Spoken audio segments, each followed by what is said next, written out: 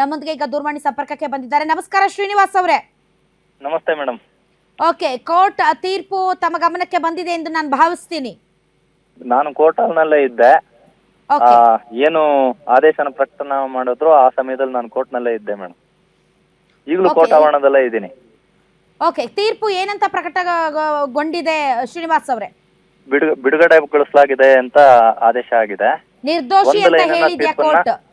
ಹೌದು, ನಿರ್ದೋಷಿ ಖುಲಾಸೆಗೊಳಿಸಿದ್ದೇವೆ ಅಂತ ಹೇಳಿದೆ ಕೋರ್ಟ್. ಖುಲಾಸೆಗೊಳಿಸಲಾಗಿದೆ ಅಂತ ಹೇಳಿದೆ ಕೋರ್ಟ್. ಓಕೆ, ಸೊ ಇದು ಒಂದನೇ ಕೇಸ್.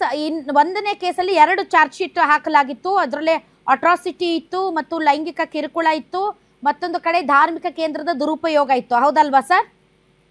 ಇಲ್ಲ ಮೇಡಮ್, ಇದರಲ್ಲಿ ಈ ಅಟ್ರಾಸಿಟಿ ಇತ್ತಲ್ಲ, ಅದನ್ನ ಹೈಕೋರ್ಟ್ನವರು ಬಹಳ ಹಿಂದೆನೆ ಕ್ವಾಜ್ ಮಾಡಿದ್ರು. ಹಾ, ಹಾಗಾಗಿ ಈ ಲೈಂಗಿಕ ಕಿರುಕುಳ ಮತ್ತೆ ಹಲ್ಲೆ ಅದ್ರ ಬಗ್ಗೆ ಪ್ರಕರಣ ಪೋಕ್ಸೋ ಆಕ್ಟ್ ಮತ್ತೆ IPC ನಲ್ಲಿ ಸೆಕ್ಷನ್ 276(2)N ಅದ್ರ ಮೇಲಿತ್ತು. All right. ಓಕೆ, ಸೊ ತಮಗೆ ತೀರ್ಪು ತೃಪ್ತಿ ತಂದಿದೆಯಾ ಶ್ರೀನಿವಾಸ್?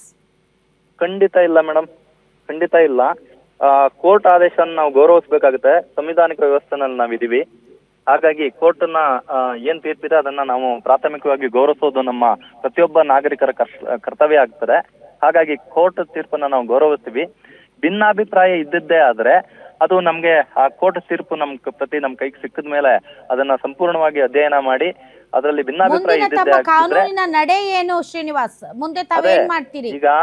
ಈಗ ನಾವು ತೀರ್ಪಿನ ಪ್ರತಿಯನ್ನ ಕಾಯ್ತಾ ಇದೀವಿ.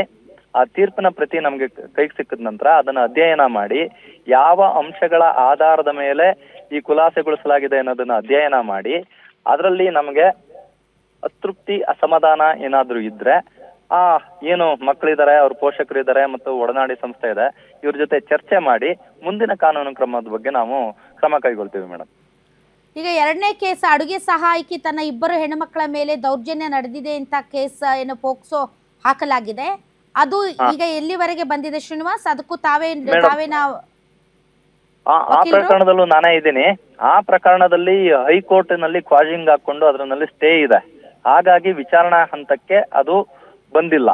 ವಿಚಾರಣೆ ಹಂತದಲ್ಲಿರೋ ಸಮಯದಲ್ಲಿ ಹೈಕೋರ್ಟ್ ನಲ್ಲಿ ಕ್ವಾಜಿಂಗ್ ಹಾಕೊಂಡಿರೋದ್ರಿಂದ ಆ ಹೈಕೋರ್ಟ್ ನಲ್ಲಿ ಸ್ಟೇ ಕೊಟ್ಟಿರೋದ್ರಿಂದ ಹೈಕೋರ್ಟ್ ನಲ್ಲಿ ವಿಚಾರಣೆ ಪೂರ್ಣಗೊಂಡ ನಂತರ ಅದರ ರಿಸಲ್ಟ್ ಮೇಲೆ ಇಲ್ಲಿ ವಿಚಾರಣೆ ಮುಂದುವರಿಯುತ್ತೆ madam. All right. Okay, definitely ತೀರ್ಪಲ್ಲಿ ಏನು ಹೇಳಿದ್ದಾರೆ ಅನ್ನೋದು ತುಂಬ ಇಂಪಾರ್ಟೆಂಟ್ ಆಗುತ್ತೆ. ಯಾಕೆಂದರೆ ಈ ಪೋಕ್ಸೋ ಅಂತಹ ಗಟ್ಟಿಯಾದಂತಹ ಒಂದು ಕಾನೂನಿನ ಒಂದು ಏನು ಹೇಳ್ತಾರೆ, ಒಂದು ಬ್ರಹ್ಮಾಸ್ತ್ರ ಅಂತ ಹೇಳ್ಬೋದು. ಯಾಕೆ ಅಂತಂದರೆ ಅಪ್ರಾಪ್ತ ಬಾಲಕಿಯರ ಮೇಲೆ ನಡೆಯಬಹುದಾದಂತಹ ದೌರ್ಜನ್ಯ ಮತ್ತು ಅತ್ಯಾಚಾರಗಳನ್ನು ತಡೆಯುವ ನಿಟ್ಟಿನಲ್ಲಿ ಅಂತಹ ಕೇಸ್ನಲ್ಲಿ ಇವತ್ತು ಶರಣರು ಖುಲಾಸೆಗೊಂಡಿದ್ದಾರೆ. ಮತ್ತು ಇದರಲ್ಲಿ ಸ್ವತಃ ಹೆಣ್ಣು ಮಕ್ಕಳೇ ಕಂಪ್ಲೇಂಟ್ ಕೊಟ್ಟಿರುವಂಥದ್ದು, ಯಾರು ಥರ್ಡ್ ಪಾರ್ಟಿ ಇಲ್ಲ, ಸ್ವತಃ ಹೆಣ್ಮಕ್ಳೇ ಖುದ್ದು ಹೋಗಿ ಕಂಪ್ಲೇಂಟ್ ಕೊಟ್ಟಿರುವಂಥದ್ದು. ಎಲ್ಲಿ ಎಡವಿದ್ರಿ ಶ್ರೀನಿವಾಸ್? ನೋಡಿ, ಇದು ಸೂಕ್ತವಾದ ಪ್ರಶ್ನೆನಾ? ಇದು ಏನಾಗುತ್ತೆ ಅಂತ ಹೇಳಿದ್ರೆ, ಯಾವುದೇ ಒಂದು ಕ್ರಿಮಿನಲ್ ಪ್ರಕರಣ ತೀರ್ಮಾನ ಆಗ್ಬೇಕು, ಆರೋಪಿಗಳಿಗೆ ಶಿಕ್ಷೆ ಆಗ್ಬೇಕು ಅಂತ ಹೇಳಿದ್ರೆ ತಾಂತ್ರಿಕ ಅಂಶಗಳು ತುಂಬಾ ಪ್ರಮುಖವಾಗ್ತವೆ. ಆ ತಾಂತ್ರಿಕ ಅಂಶಗಳನ್ನೆಲ್ಲ ಸಮಾಧಾನ ಮಾಡಿ ಕಾನೂನಿನ ಎಲ್ಲಾ ಪ್ರಕ್ರಿಯೆಗಳಲ್ಲೂ ಸಹ ಎಲ್ಲೂ ಲೋಪ ಆಗಿಲ್ಲ, ಎಲ್ಲೂ ಎಡವಿಲ್ಲ ಪ್ರಾಸಿಕ್ಯೂಷನ್ ಅವರು ಅನ್ನೋದನ್ನ ಸಾಬೀತು ಮಾಡ್ಬೇಕಾಗ್ತದೆ. ಒಂದು ಗಟ್ಟಿಯಾದ ಚಾರ್ಜ್ ಶೀಟು, ಗಟ್ಟಿಯಾದ ತನಿಖೆ ಅದನ್ನೆಲ್ಲ ಮಾಡಬಲ್ಲದು. ಹಾಗಾಗಿ ತನಿಖೆಯ ಲೋಪ ಇದೆಯಲ್ಲ, ಪೊಲೀಸರು ಸುಮಾರು 694 ಪುಟಗಳ ಚಾರ್ಜ್ ಶೀಟ್ ಸಲ್ಲಿಸಿದ್ದಾರೆ. A ಮತ್ತು B 2 ಚಾರ್ಜ್ ಶೀಟ್ ಸಲ್ಲಿಕೆ ಆಗಿದೆ. ಎಷ್ಟು ಪೇಜ್ ಚಾರ್ಜ್ ಶೀಟ್ ಇದೆ ಅನ್ನೋದು ಮುಖ್ಯ ಆಗೋದಿಲ್ಲ. ಚಾರ್ಜ್ ಶೀಟು 4000 ಪುಟ ಇದೆ ಅಥವಾ 5000 ಪುಟ ಇದೆ ಅಥವಾ 50 ಪುಟ ಇದೆ ಅನ್ನೋದ್ರ ಮೇಲೆ ಕೇಸಿನ ಹಣೆ ಬರಹ ತೀರ್ಮಾನ ಆಗೋದಿಲ್ಲ. ಎಷ್ಟು ಗಟ್ಟಿಯಾದ, ಎಷ್ಟು ಸಂಶಯಕ್ಕೆ ಆಸ್ಪದವಿಲ್ಲದ ತನಿಖೆ ಆಗಿದೆ ಅನ್ನೋದ್ರ ಮೇಲೆ ಸಂಪೂರ್ಣವಾಗಿ ಕ್ರಿಮಿನಲ್ ಕೇಸ್ ನಿಂತ್ಕೊಳ್ಳುವಂಥದ್ದು.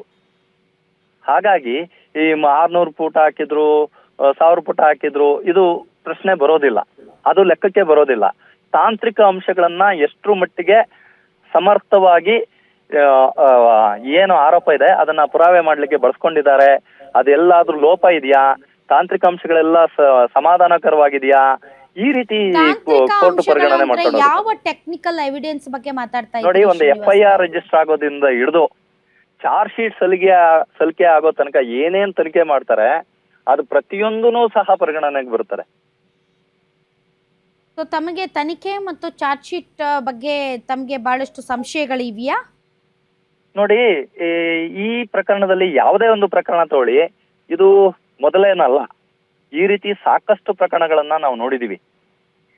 ಏನು ಅಂತ ಹೇಳಿದ್ರೆ, ಈ ಪ್ರಾರಂಭದಲ್ಲಿ ಏನು ನಾವು ಹಿನ್ನಡೆ ಅನುಭವಿಸಿದ್ವಿ, ಈ ಪ್ರಕರಣದಲ್ಲಿ ಆರೋಪಿಯನ್ನ ಅರೆಸ್ಟ್ ಮಾಡ್ಲಿಕ್ಕೆ ಏನು ವಿಳಂಬ ಮಾಡಿದ್ರು, ಮತ್ತೆ ಆರೋಪಿ ಮಠದಲ್ಲಿ ಇರ್ಬೇಕಾದ್ರೆ ಮಕ್ಕಳನ್ನ ಆ ಜಾಗಕ್ಕೆ ಒಂದು ಮಹಾಜರಕ್ಕೆ ಕರ್ಕೊಂಡೋದ್ರು, ಆರೋಪಿನ ಅರೆಸ್ಟ್ ಮಾಡ್ಲಿಕ್ಕೆ 8 ದಿವಸ ಸಮಯ ತಗೊಂಡ್ರು.